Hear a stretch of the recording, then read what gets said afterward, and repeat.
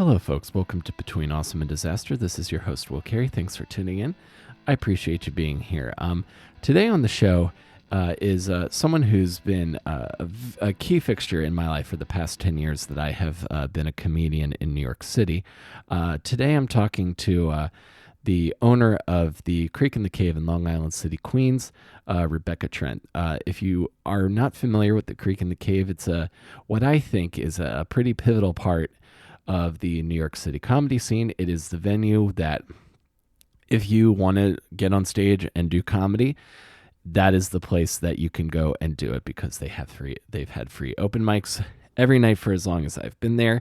And in this current time frame with COVID-19, with restaurants only being able to do takeout and delivery and places of assembly and comedy clubs being closed down, this is kind of an interesting, and by interesting I mean scary time for business owners, specifically in these fields. And Rebecca had reached out to people about wanting to talk about this on podcasts, and I of course wanted to reach out as well. So what you're going to hear today, and when we talk about the split of awesome and disaster on the show, and Rebecca mentions it towards the end here, we're leaning very much heavy on disaster at this point, but there's also steps that can be taken to resolve this issue, and we're going to talk a little bit about that at the end as well as kind of what her experience has been as a business owner during the COVID-19 pandemic. So if you guys enjoy this, and I encourage you to share it widely, because this episode, more than other episodes I do, is very focused on current events and actions and things that could be and need to be done now in relation to businesses staying afloat in New York. So and even if you're not in New York, I feel like this could be applicable to other cities as well that are dealing with the pandemic. So I'm not going to spend too much more time up front here. You will kind of get into the meat of it in my conversation here with Rebecca. But if this resonates with you, I encourage you to share it with others so that we can kind of get the word out about things that Rebecca and I talk about in this episode. And we are available wherever you get your podcasts. So thank you for listening. And let's go to my chat with owner of the Creek in the Cave, Rebecca Trent.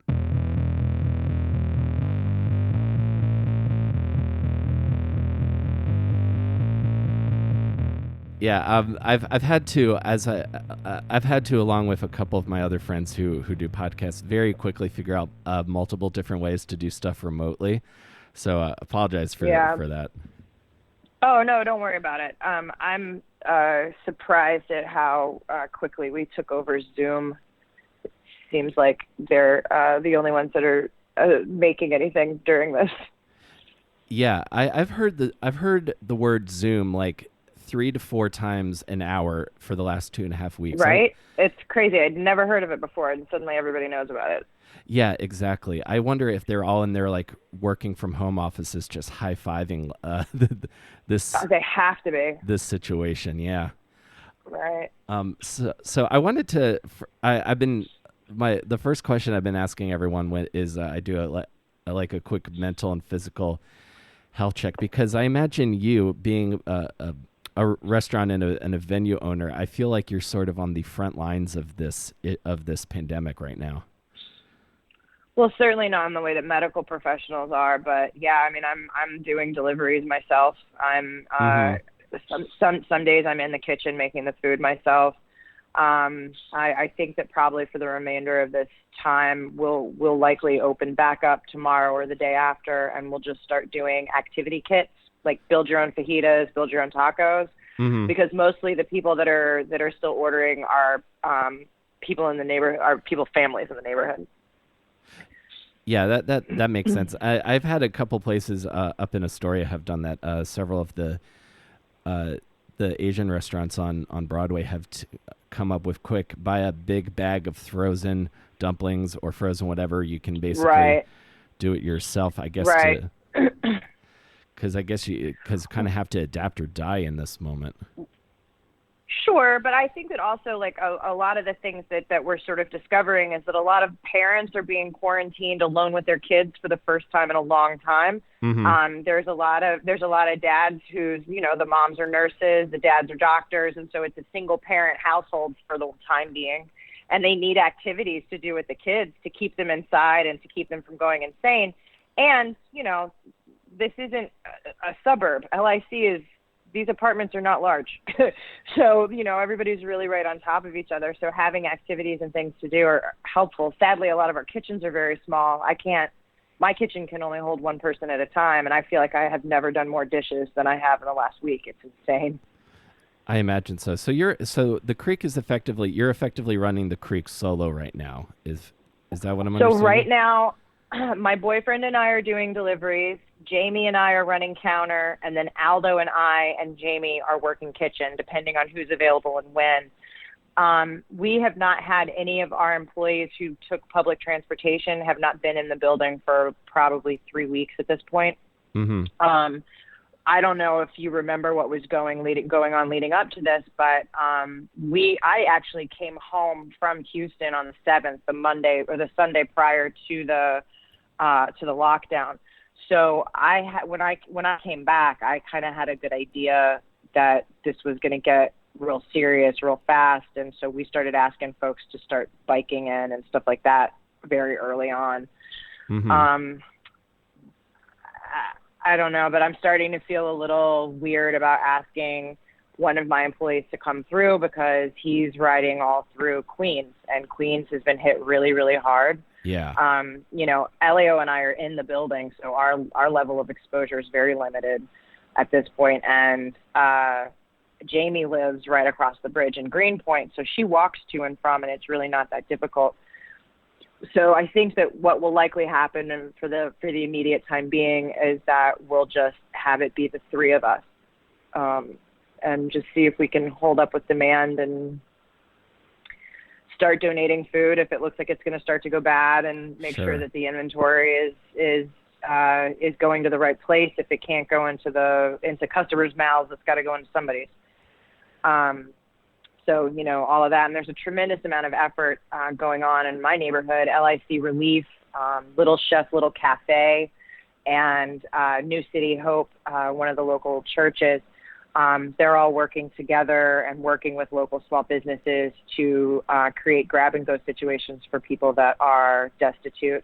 I know personally, folks have just sort of come in and said into the creek and said, "I'm hungry. I don't know what to do." And I just tell them to wait right where they are because we have a barrier set up so nobody can get more than 6 feet into the space. Mm-hmm. I just ask them to stand where they are, and we give them rice and beans and chicken, just a real good, healthy, like hearty, construction worker type of meal. Yeah, absolutely. And so far, it seems like everybody's been taking care of everybody, but we haven't gotten even close to the worst of it yet. Yeah, like I feel like they're talking like the peak is like still like weeks and weeks away. Like I've heard. So we're about 3 weeks away from the peak. From what I understand, it's going to be late April, early May. Mm-hmm. So 3-4 weeks. And the timeline keeps getting pushed back a little bit, which is actually kind of a good sign because the farther away the peak is, that means the more flat the curve is getting, from what I understand. Mm-hmm. But no, actually, that doesn't make sense. I don't know. But she said basically what we're expecting. What did they say today? Another 2 weeks. Yeah. So he's saying, I don't see us getting out of here before May. There's no way that they're going to be able to release the lockdown before the peak. That doesn't make any logical sense whatsoever. We're going to be under this suggestion. But I mean, I don't know, Will, have you been paying attention? Like the other thing that's starting to concern me, I mean, Elio's mother lives in Rhode Island. They're going door to door in Rhode Island asking people if they've been to New York. They're starting to shut the gates of state to state. And that's scary. Yeah, I have heard that they're basically, if anyone has been in New York, they're asking them to like quarantine in place. Yeah, that's shelter in place. Yeah, and the idea of like, oh, you were from this city, go stay away is frightening to me. Absolutely. I mean, people didn't really love New Yorkers before this. Right. We're in trouble. We're all just going to start adapting Connecticut accents, whatever the fuck that sounds like. I don't know. It's a little bit daunting. It's scary to me. And I'll tell you, my mom actually lives in an area that is predominantly not year-round property. She's a year-rounder there, but for the most part, she's one of like maybe 6 houses in a neighborhood of about 60 or 70 houses that are year-rounders. And when this started to happen, the city like their group of elders or officials or their board of directors or however their community board, whatever it's called, they voted to shut down the bridge. And they legitimately said, if you ain't from here, get the fuck out of here. And if you are from here, now's your chance to get here. And they still got 2 cases of it there. Oh, goodness. So, yeah, goodness gracious. Yeah. They closed the bridge to the whole island. That's insane. It's like literally every kind of zombie apocalypse pre-scenario, like before things get like really bad, like Resident Evil level, is what a lot of this is reminding me of. And what really pisses right? Yeah, and what's really pissing me off is my mom is she still lives in Calvert County in like rural southern Maryland, so she's pretty like disconnected. I think they've only had 1 case in the entire county, but what's in their county. Yeah. But what makes me angry is that a lot of she's telling me, like I'll call her. She tells me all these stories about friends of hers who are either like lifelong Republicans or like shacked up with Trump people in one case, and they seem to all think that this has been blown way out of proportion and that the actual risk is not as severe as the TV will make you sing, and that makes me furious. We are Americans, and good Americans listen to their president, and they treat the word of that president like gospel. That is what we were all raised to do, especially the generation above ours. Right. They're raised to believe that this man is the smartest man because he's the man that the strongest nation of the world chose to be their leader, right? So now we got this idiot talking a bunch of nonsense, and everybody's listening to him and taking his word as gospel to the point where they're eating aquarium chemicals to try and stave off the evil disease. What's really interesting is watching Fox News grabbing their dick right now, because they were so wrong in the beginning, and they were so they almost to the point where it's criminal, to be honest with you, because they had the science. The science was always there. We know how fucking viruses work. We know how spreads work. We know how contaminants work. We know the CDC's been working these scenarios for freaking ever. We've been watching movies like Outbreak for generations, right? Yeah. So we know, scientifically speaking, how this shit goes down. We know how viruses work. But they downplayed it to the point where they are now worried about litigious action. They're now worried that family members of the dead are going to come for them. And honestly, if they do, it will be a boon to journalism everywhere, because now they'll have to tell the truth. Oh, I agree 100%. I would absolutely love to see that, especially the fact that you can now say that somebody listened to what the president said and now they're dead. Yeah. It's exactly. It's surreal watching like the car crash. Like it's like watching a car crash. Everything is slowed down, and it's like I cannot literally believe like the things that I'm seeing and hearing, and especially when he goes on Twitter and brags about how great his ratings are during the press briefings. I'm like, what level of mental illness? I know, he's so delusional, but the point is that he's got the highest approval rating he's ever had since he's been president. Exactly. That's a fact. The polls are saying over 50% of folks, and sometimes it's as low as like maybe 49%, but damn near half of everybody's going, yeah, he's doing an okay job. Like, really, at this point, I feel like people are going like, am I alive? Well, if I'm alive, I guess he did a good job. Like, there's no critical thinking happening. And watching this dick measuring contest go on between Governor Cuomo and President Trump is just disgusting. Like, I watching him fight with the leaders of the states and get into finger pointing and blaming and all of this stuff is just so disgusting. It's such a waste of time. And I wish that he had the capacity to put his ego aside and stop with all this petty bullshit. But, you know, here we are. It is what it is, but looking to your leader right now isn't a reality. It's just he literally said, you guys are on your own. Yep. That's like, all right. Yeah. I mean, I'd kind of always felt that. Like, I was never one of those people who thought the government was ever going to help me or if I was in trouble, I could look to government. But it literally hearing someone say, well, you're kind of on your own is it's a slap in the face. Yeah. Jimmy Carter would have never said that. You know what I mean? Like, it's just such an odd thing that he's the only way in which that he's comforting is by lying, instead of saying, we're going to get through this together and here's how we're going to do it. We're going to be smart. We're going to be proactive, and we're going to, he downplays it. He tells us that we all want to get back to work, and he's right. We do. We definitely do. And I don't want to see the economy crash. That would be terrible for, personally, I think mostly just for my dad. I like a lot of the economic issues are, it's interesting to watch individuals. I've overheard this sentence be said maybe 4 or 5 times since it started. I'm not that kind of adult. It doesn't really affect me. And what they're saying is they don't have stocks. They never invest in the stock market, so it doesn't really affect them so much. But it's watching these guys sort of scramble between economy and mortality is very interesting. My dad wants to go back to work, but he can't. And he's if he were to sell everything that he owns right now, he would have probably lost half of his portfolio, if not more. And I assume most people who invested heavily are kind of in the same boat.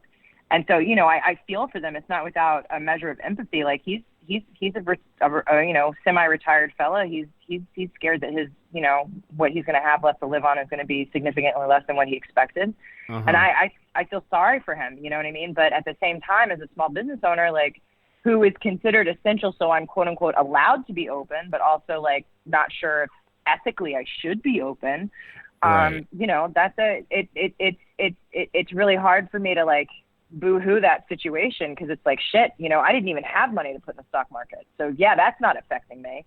But this situation, I mean, Will, you know how many people work here? Like, I've got one fucking employee. You know what I mean? Like, everybody's, and I don't know I can't help them. I can't fix this situation. And there's no, small business owners are control freaks by nature. There's a reason why we don't want to have a boss. And the truth of the matter is that there's not only is there no fixing this, but I don't know what the comeback is from that. I'm literally looking at grant applications and small business loans and stuff like that, but the Creek wasn't in a good position going into this. I mean, like, Chelsea and I have been working closely enough for you to be aware of right. some of the challenges that I've been looking at, even over the past, 2 years. I mean, honestly, I'll be honest. I feel like ever since I came off of tour in 2016, I haven't been able to get this business back on track. And it's making me crazy to the point where it's like, God damn, every time I feel like I've got a step forward, like, I felt like I was starting to make moves. I felt like Skankfest in Houston was going to help offset all of this stuff when we were going to get back on track for the spring. Like, I was set. I was ready to go. I was doing hot yoga every day. Like, I was, yeah. And this stuff hits, and it's just none of my plans matter. None of my ideas are executable.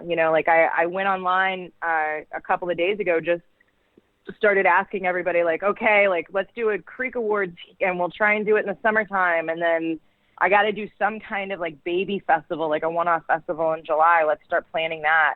But it feels it's difficult to inspire people to start making plans for stuff like that, because, a lot of us are in town. A lot of us aren't sure if we're coming back. A lot of people are saying now that they've killed all of the cultural and restaurants and all this stuff, what's the point of even being here? I did a roll call yesterday on Facebook to see how many New York comics stayed in New York City, because a hell of a lot of people got the hell out of town. Yeah. But the people that stayed, I was surprised at how many people stayed. Surprised at, how many funny people stayed. I'm joking. It was just, there's so many people stuck around, and it's like, awesome. What do we do with that? Because we're all here and we're all stuck, and a couple of people are setting up walks. Like, the people that are in Harlem are setting up socially distanced walks to go, like, in a spread out groups to go walk. And we've got, a couple of people in Long Island City, and Watching, I mean, we were trying. Amy Shanker put Power Hour online. Did a live stream of Power Hour this weekend, and when I turned it on, there was some guy's penis on the screen, and I think he was pouring ketchup on himself. And Sounds immediately about right. I thought it was Ian Fidance, but I was wrong. It wasn't Ian. It was some other guy. Uh-huh. And then I don't know, like some guy like chimed in and just started throwing out racial slurs and stuff. So I mean, it got to the point where she had to just mute everybody and slowly like unmute the people that we knew. Mm-hmm. And it's I don't know. I wish that we could figure out a way to eliminate the Reddit and 4chan energy from all of this technology, like as we're using it, instead of having to have this like trial by fire bullshit, because it sucks. You know what I mean? Yeah, exactly. Like we feel like we're trying to have a comedy show, and then these dipshits show up and start navel gazing with racial slurs, and it's just bizarre. And I guess those are probably the Trump supporters that are pretty sure this isn't real anyway, right? Yeah, I would imagine so. Or there's a certain kind of like nihilistic energy that exists in like the fringes of the internet that I think just wants to like whenever something like sincere is happening, they just want to burn it down because they hate themselves. That's what I personally think anyway. I wanted to. I mean, that's essentially why Reddit exists.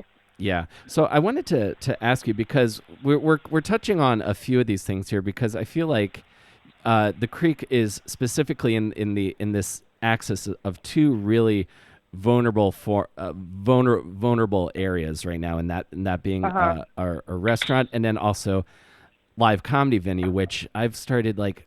I don't know if you read that article that Roy Wood Jr. wrote, but he was kind of like pontificating about what comedy like, even is this over? Like, does comedy like even in the exist? Future? I know. Yeah, is. I mean, I don't know. I mean, I think that I'm lucky enough that my venue is small enough and I can space people out enough that maybe people would still come.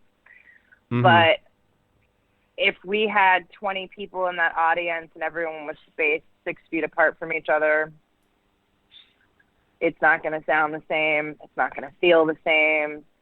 Having a packed crowd is a part of live performance, and there really is no way around that. You know, we're all going to feel like spoken word poets by the time this shit's over. You know what I mean? I and know even then, exactly. Even they get crowds. Yeah. So, I mean, I don't know. I like the truth of the matter is that I don't know if people are going to be willing to come and watch live shows. I feel like it might end up just being that comics are performing for comics, and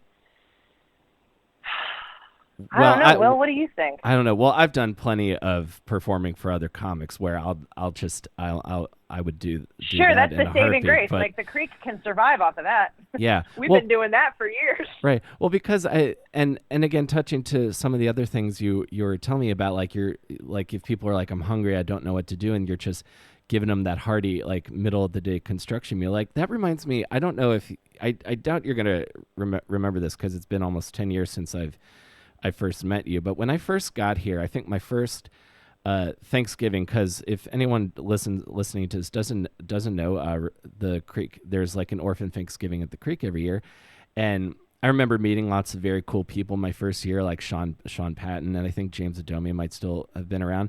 And I remember as I was leaving, I don't know if you remember, I remember this, but I remember saying, "Thank you, Rebecca," and you kissed me on the cheek. I remember that very vividly. Aww. And then I also remember the first time I ever like tried to go and like pitch a show, because like a friend of mine did a festival and like gotten somebody from Comedy Central's number, and I was like in that stage where I was trying to like scrape by to make anything happen. And I remember I was working at Starbucks at the time, and I'd gotten very sick and left early, and I still took the hour G train ride to the Creek to pitch my show, and you were like, "What are you doing here, man?"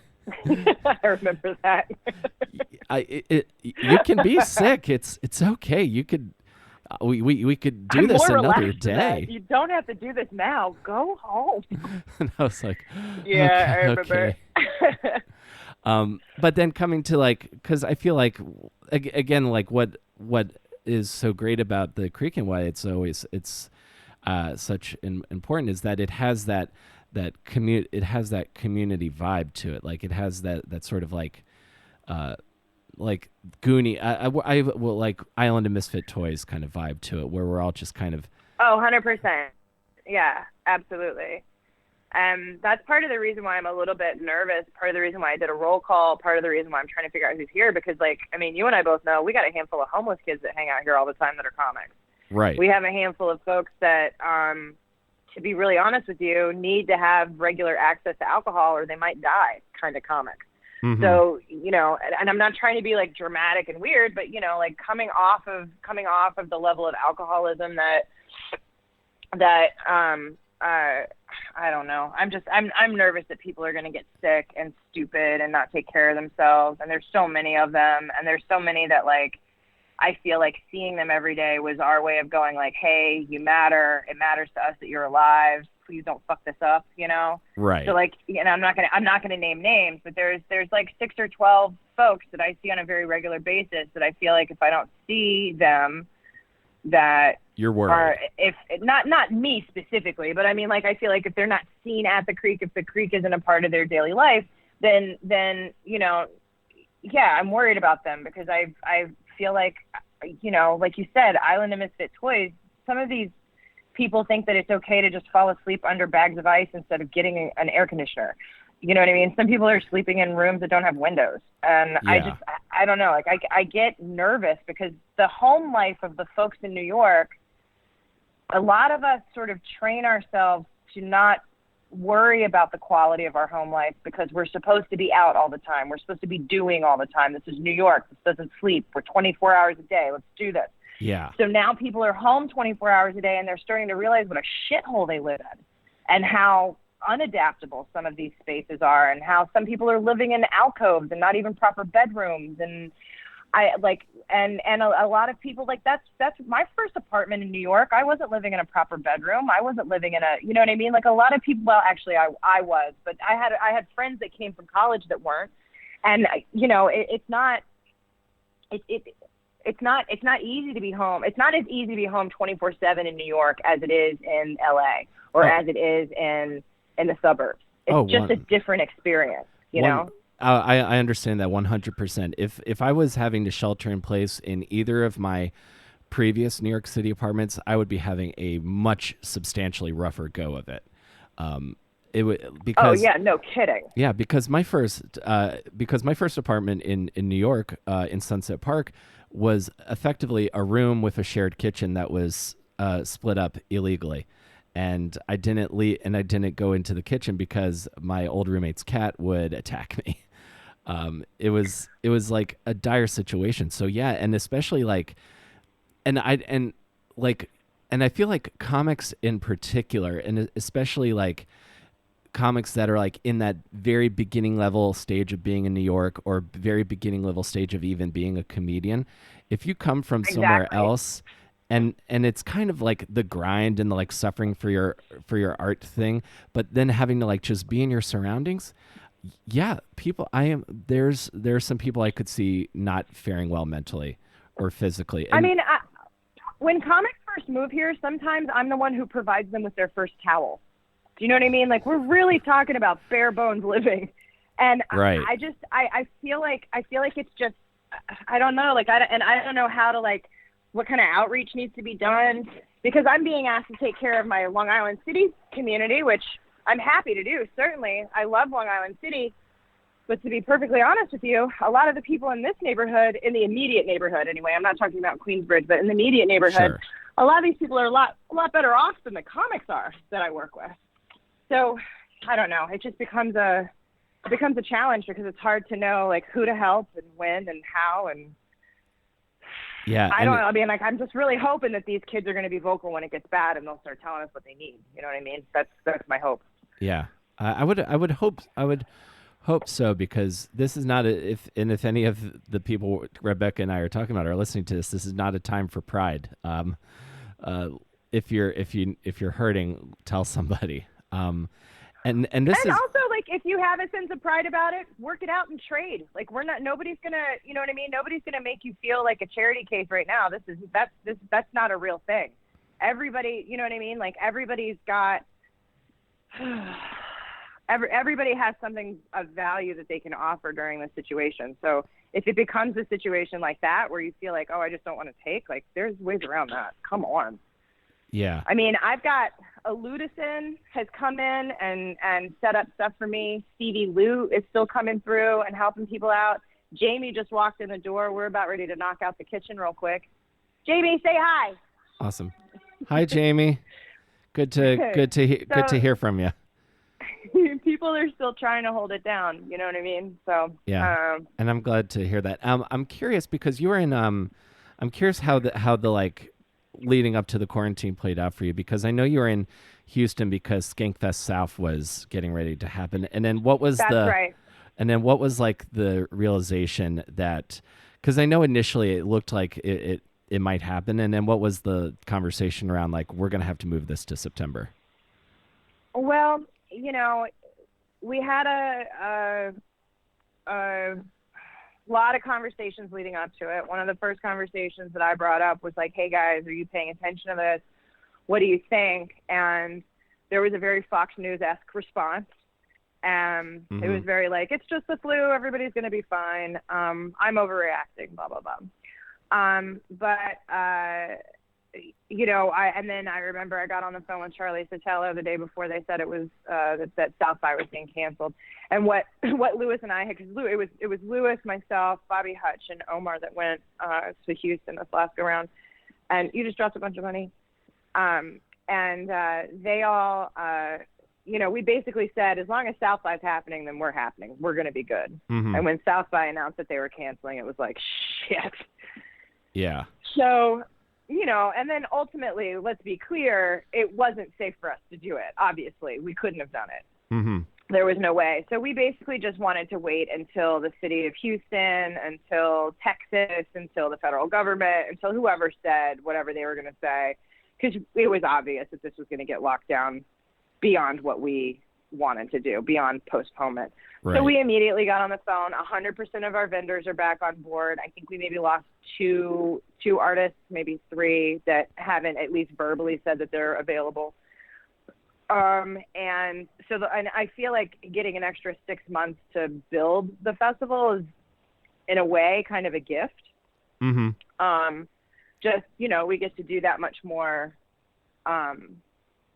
booking, and we get to find, you know, we've got some really sick food trucks that are coming through. Like it was done. We built an entire freaking festival. It was ready to go. Just like Moon Tower was. Well, I mean, even more than Moon Tower, because ours was like so imminent. It was like 2-3 weeks away. Right. And then so we rescheduled with the venue. We rescheduled with the city, essentially, permit-wise and stuff. And I mean, it looks like everything's on track, but then we also don't really know what's going to happen. So I'm answering a lot of questions, like agents and managers want to know, you know, are these dates locked in stone? And it's like, well, I mean, they're booked, but the last dates were locked in stone. Right. You know what I mean? Like, I don't know what you want me to tell you. Like, I'm not a scientist, but if I was, I would probably say don't schedule anything for fall. Yeah. That's my guess. But I mean, you know, I'm not qualified to really say that. So I just got to wait and see. And hopefully, you know, I don't even know what to hope for. What do we want? A vaccination? I'm terrified of that. I don't know. I have no idea. Yeah. I don't exactly know what the solution is going to be. I'm just hoping that it eventually exists. I have one more thing I want to ask you, because I know you got to go shortly, and I would love to at a future date. I would love to have you on my show again, so we could talk about, like, you know, comedy and like the creation of the Creek going to full-time stuff. I would love to talk about that. Oh, please, that would be lovely. I would love that. Excellent. So let's definitely do that, because and you probably know this, but you know, as for me as a comedian in New York, the Creek is very important to me, and you're very important to me. So thank you for having a place. I appreciate that. I gotta say that you and Chelsea have both been so supportive of what I've been trying to do, and I feel like you're one of the people that, like, as soon as you saw it, you got it. Like it like this place, like, it was built for people like you, you know? Yeah, I think so. 100%. Have you been in? And the last question I'll ask related to to COVID is, have you been in touch with other clubs in the city? What's kind of like the general consensus, speaking to any of those folks? I would say minimally. Folks are just trying to figure out what they're going. It's a lot of the Roy Wood Jr. questions, going forward. What is this going to look like? Particularly for the ones that don't serve food, particularly for the folks that really aren't considered essential business right now. There's, let's see, the last time I talked to, who was it? I think it was Matt Frost. I think it was Justin. I was talking to one of my friends, and they had been in touch with a lot of the folks in the club ownership and management positions in New York City, and between the information that he had and I had, we estimated that about 30 or 40% are probably going to close. Now, I'm including the alt scene, Brooklyn spots and stuff like that in it too. I'm not talking about Caroline's. I'm not talking about Gotham. I'm not talking about the Cellar. We're talking about the smaller ones, the mom and pops, like Floodlight, like me, like QED, So, I mean, the impact's going to be grave. And the other part of this impact, which is going to be fucking horrible that we haven't even really touched on yet, is going to be the number of folks who are now out of work or sort of like quasi-retired or early retired who are going to decide that they want to be stand-up comedians. And that's going to be a wave of garbage like we've never seen. It's going to be like New Year's resolution stand-up comedians, only for you nailed it. Much longer. Oh, exactly. Only for like 50-plus-year-old confident white guys. That's what it's going to be. Exactly. Mostly. So for those guys, and this is my business plan specifically for this group. Again, like we get one of my friends who's not involved in comedy, who has to wear a suit to work. They sit in the back and just take notes, so everybody tries a little harder.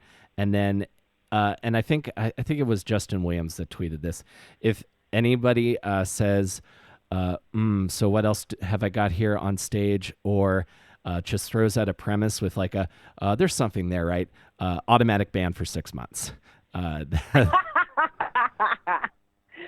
I love it. I think that having little suit plants in the back of the room is actually a smart idea. I should start doing that at the open mics here. Yeah, I think that would be Do you realize, Will, that physically within the last 4 days, a person came through the door to ask if there was an open mic happening? It doesn't surprise me. I get calls every day. I get every day, but someone literally walked in on Friday. Oh my gosh, is the mic still happening? Like no, get away from me. Go stop spreading this around. I just threw a cup of bleach on them and threw them out the door. I think that's the appropriate response. Is there anything we can plug here as far as like resources or anything I can help signal boost for you, Rebecca? Well, there's a couple of things that are really important for us to take note of just as New Yorkers. If you see it on Instagram, if you see the petition, if you see any information on it, please repost, retweet, send the information out there on the proposed rent freeze. That is supposed to go into effect hopefully tomorrow. If we don't get the votes, if we don't get that passed, I do not know what's going to happen to a lot of us, myself included. So that rent freeze is going to be real important for us to plug and get out there. If you live in Long Island City, the creek is going to be open at the end of the week, and we're going to do family-style kits and stuff like that. I'll have more information on that. Keep an eye out on LIC Eateries. We're doing our best as the Restaurant Association continues to get more and more information. LIC Eateries and Taste of LIC, we're both trying to make sure that the LIC and Astoria restaurants are getting that are staying open are getting the information out there to their customer base.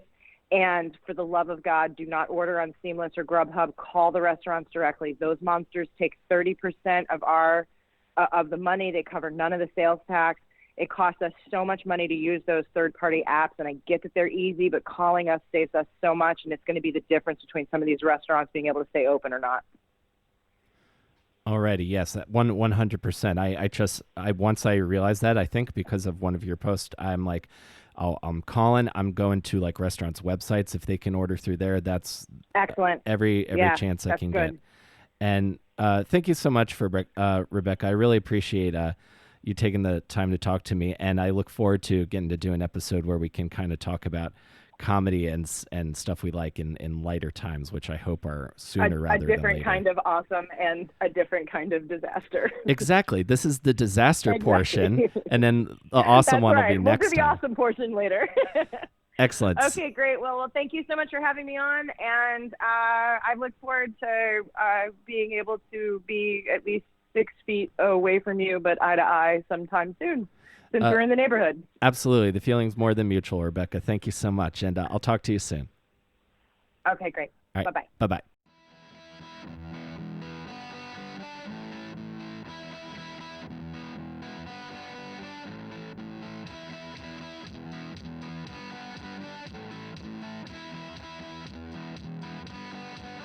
Okay, folks, that's our show for today. Thank you so much for tuning in. As always, you can follow Rebecca on Twitter at Rebel Cave. You can also follow The Creek and the Cave at Creek and Cave for updates on their business hours, as well as more information regarding any sort of like action or rent freeze that might actions that are occurring in New York State. And then also, if you and this might go well for anyone who's listening to this. If you are ordering a takeout, if you're ordering delivery, and the place you're ordering from is still open for you to call, or if they have a website and you can order through their website, that's the way to do it, because that'll help with their thinner profit margins.